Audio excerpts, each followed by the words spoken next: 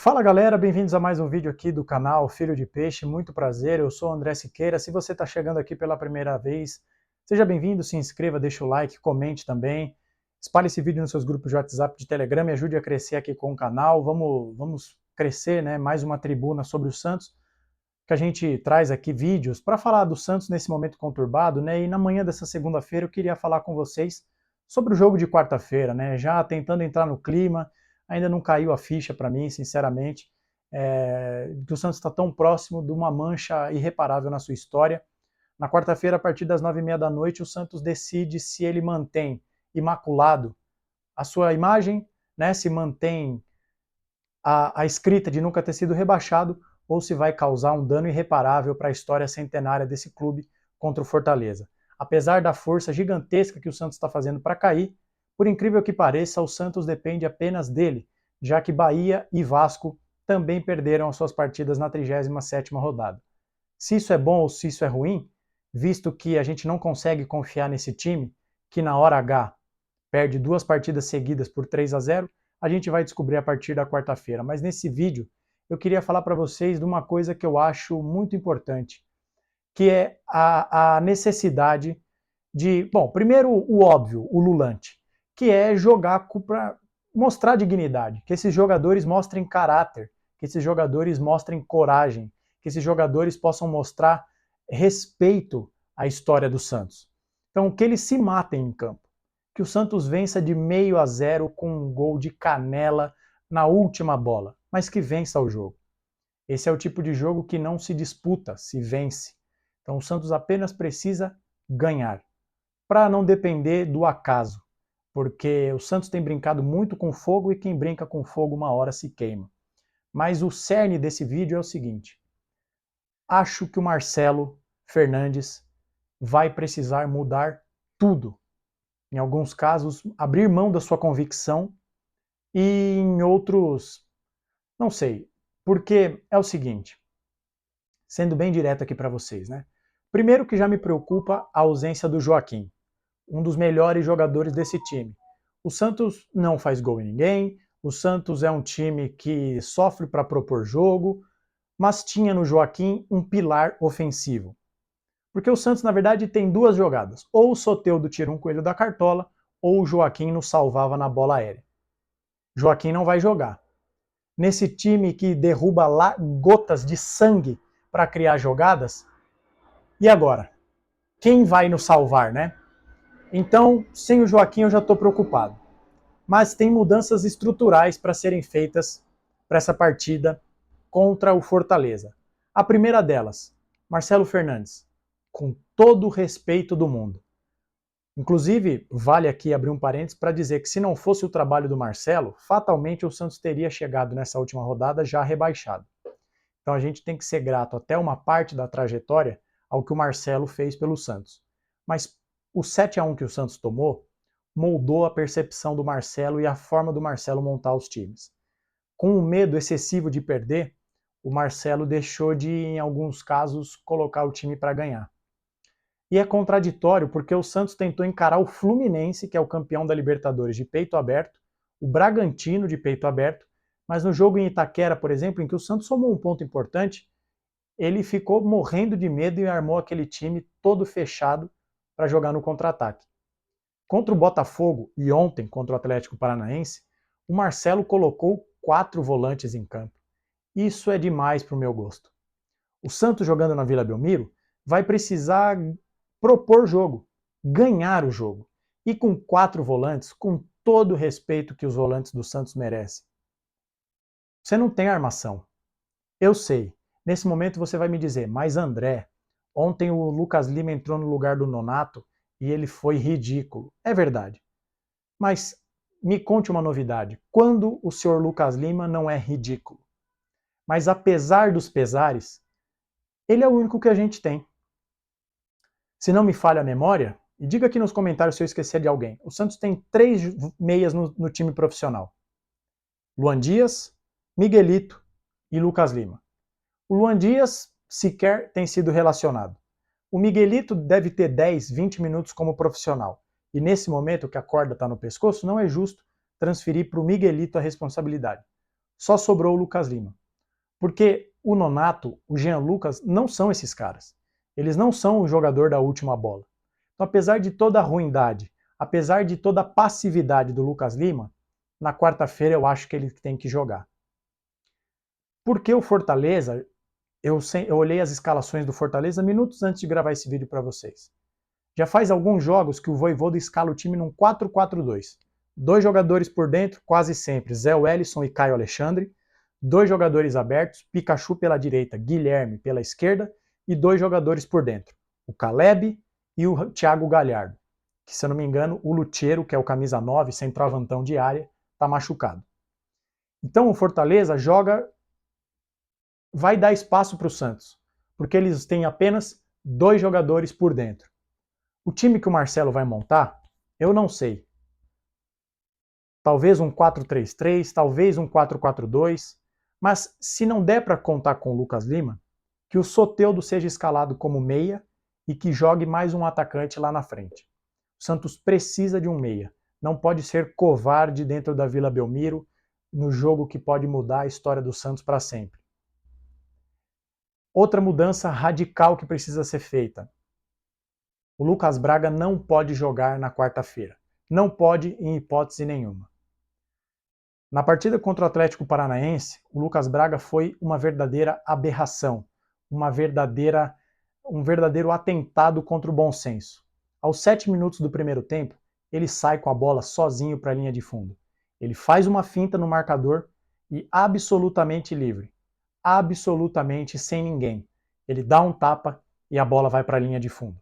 Isso, com todo respeito, não é lance de profissional. O ciclo do Lucas Braga no Santos se esgotou faz tempo.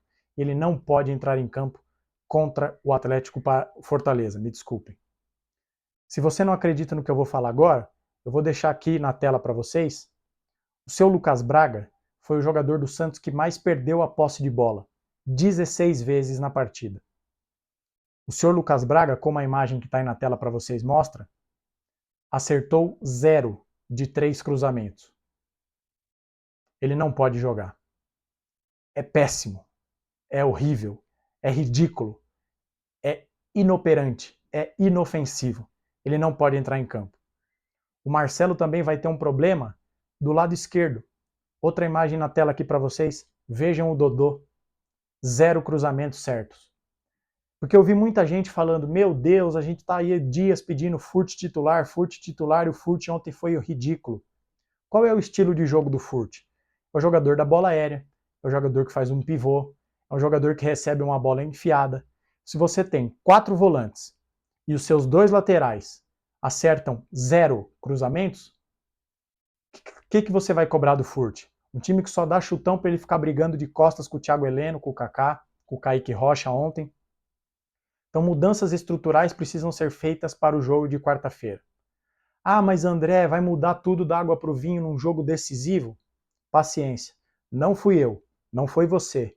Não foram os 9 milhões de torcedores do Santos espalhados pelo mundo que colocaram o Santos nessa situação. Foi, em primeiro lugar, a erva daninha chamada Andrés Rueda, o pior presidente da história do Santos. Foi Paulo Roberto Fracão. Foi o CG, foram eles. Foram esses jogadores, foram Lucas Bragas, foram Camachos, foram tantos jogadores que colocaram o Santos nessa situação. Agora, eles vão ter que dar um jeito de ganhar esse jogo. Então, o Marcelo precisa ter coragem. Coragem que ele não teve em muitos dos jogos. Porque coloca o time lá atrás e, num passe de mágica após tomar um gol, muda. Com essa mística do Santos é o time da virada. Mas por que você não joga sério, joga para ganhar o tempo todo? Então, o Santos precisa, além de mudanças estruturais, precisa de postura. Precisa de postura. Eu espero muito, de coração, que esses jogadores tenham a dimensão, tenham a percepção da grandeza desse jogo. Na Vila Belmiro, o templo sagrado do futebol, na casa onde Pelé fez os maiores feitos da história desse clube, o Santos não pode ser rebaixado. No Brasileirão Rei, o primeiro campeonato brasileiro após a morte do maior jogador de todos os tempos, o Santos não pode ser rebaixado. O que esses jogadores, o que a comissão técnica, o que a direção nefasta de Andrés Rueda vai fazer para esse jogo de quarta-feira, não me interessa. Não é um problema meu. A gente faz a nossa parte. Eu pago o meu sócio religiosamente todos os meses, antecipadamente inclusive. Vou no estádio, para quem não sabe, eu moro em Guarulhos. Se você não sabe a distância, pesquise aí a distância de Guarulhos para Vila Belmiro. Contra o Cuiabá, eu saí da minha casa, fui até a Baixada, fiquei hospedado lá, olha o gasto, né? A gente faz tudo por esse time. Fui sozinho para o estádio. Meu pai não quis ir comigo, que eu entendo também, né? Ficar fazendo loucura para ver o Camacho jogar, para ver o João Lucas jogar. Meus amigos não puderam ir, eu fui sozinho. Então, eu apoio esse time. Ontem até me emocionei, chorei, eu peço desculpas para vocês, porque ninguém clica num vídeo para ver um marmanjo barbado chorando.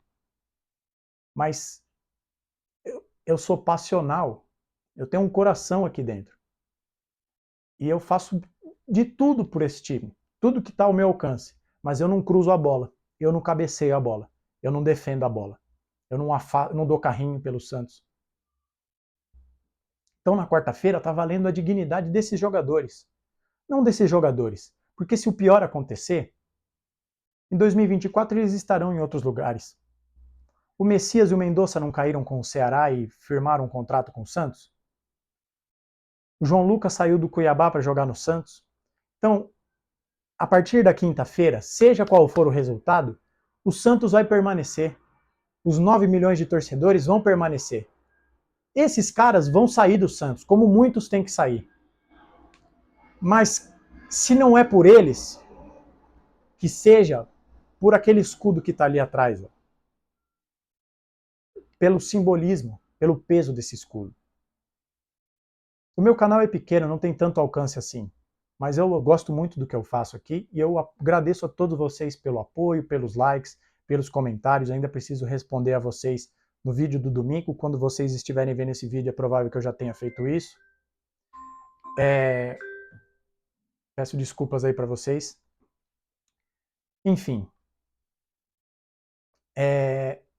que eles, até perdi o fio da meada, mas que eles joguem pela história do Santos. Porque eles vão passar, o Santos vai ficar. E o Santos não pode cair esse ano.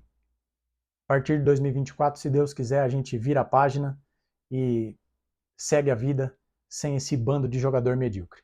Tá certo? Esse era o vídeo que eu queria trazer para vocês. Desculpem o tom meio borocochô, meio para baixo, mas estamos a 2, 3 dias do que pode ser o dia mais triste das nossas vidas envolvendo o Santos Futebol Clube. Tomara que eu esteja errado, espero estar errado, porque mesmo diante de todo esse caos, o Bahia ainda tem 2 resultados adversos contra eles. A derrota os rebaixa, o empate também os rebaixa, mesmo que o Santos perca. Então, o Bahia, também, se o Santos vai entrar pressionado, o Bahia também vai. A Fonte Nova provavelmente estará abarrotada de gente. E o Bahia vai pegar o vice-líder do campeonato, que apesar da chance ser ínfima, ainda tem chance de ser campeão. Se uma hecatombe acontecer, o que eu acho que não vai acontecer, o Palmeiras já é campeão brasileiro. Não vai ser um jogo fácil para o Bahia. Talvez seja só isso que me mantenha as esperanças de que o Santos não vai cair. Apesar de toda a ruindade, de toda a força que esses caras estão fazendo para não cair, do outro lado tem um time que pega o Atlético Mineiro, que acho que está 10, 11 jogos sem perder, e que matematicamente falando ainda tem chance de título. Se não fosse por isso, talvez eu estivesse mais desesperado ainda. É isso. O que você acha? Quero te ouvir, quero saber o que você pensa sobre tudo isso. Você concorda comigo? Tem que mudar? Lucas Lima tem que jogar, o Soteldo tem que ser meia e tem que ter outro atacante, o Inocêncio pode ser uma solução para lateral, ou você acha que tem que manter como tá porque mudanças drásticas nessa altura do campeonato pode custar, o tiro pode sair pela culatra? Diga aqui nos comentários. A gente volta amanhã, terça-feira, no final da tarde, com o pré-jogo de Santos e Fortaleza, claro, e seja o que Deus quiser, na quarta-feira. Um abraço a todos e até a próxima.